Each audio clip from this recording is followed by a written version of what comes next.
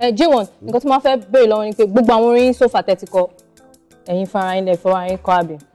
mi tí ìrìn tó máa kọrin fún mi. bọ̀ ṣé tẹ bá lẹ́ni tó lè kọrin fún yín lórin yìí dùn J1 mo fẹ́ fún ẹ lórin yìí ṣé ó yá gbà. because you know every new wave new wave everybody is wavy so a lè wavy náà bá fún wa tó bá wavy tó dẹ̀ tó connect mọ́ style wa a máa wave ẹ̀. okay táwa ni crush ní industry láàrin àwọn obìnrin tí wọ́n ń kọ ó lè má kọrin ó lè jẹ́ sinimá fíìmù lòun ń ṣe ta ni crush yín crush ó yá.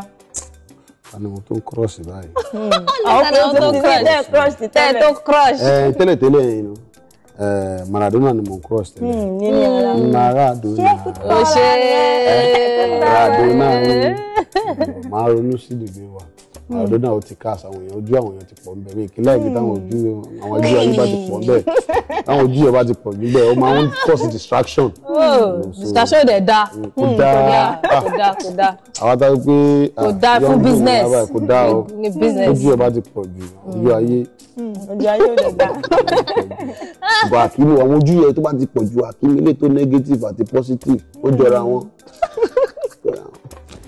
ẹ̀ẹ́dẹ̀ yọ ogójì yìí díẹ̀ ní kàtí ẹ̀rọ ojú yìí ẹ yọ akọrin gbogbo ẹ̀ mú kọrin dúdú rẹ̀ bí ó ti mú pure wọ ní wọn yẹn fine náà ó ti mú mi kọ́ tó wá sí sórí ètò yìí wavy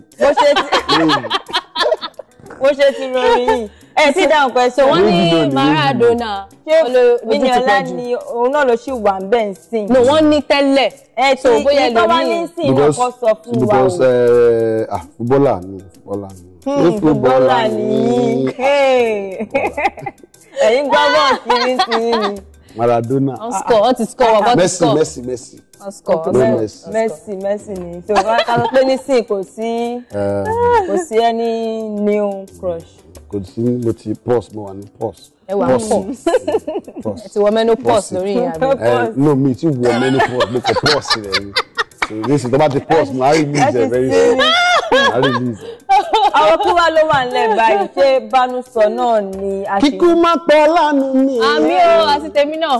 àrùn má ṣe helper mi kójú má táwọn ọ̀rẹ́ mi rárá tí mo Bánúsọ kíkú má pọ̀ lánàá mi àrùn má ṣe helper mi kójú má táwọn ọ̀rẹ́ mi rárá tí mo Bánúsọ.